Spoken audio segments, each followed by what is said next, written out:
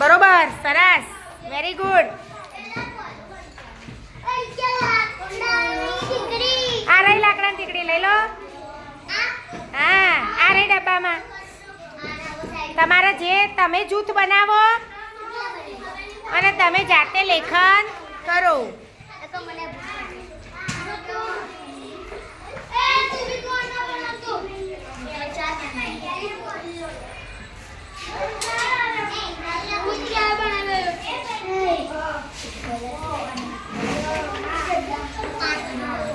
સરસ, very good.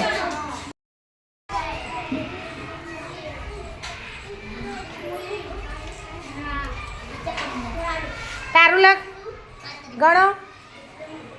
કેટલા જૂથ બનાયા? જૂથ કેટલા થયા? 5. એક જૂથ એકમાં કેટલા છે? 3. 3 ના 5 જૂથ. એવી રીતે લખો. ચલો જોઈને.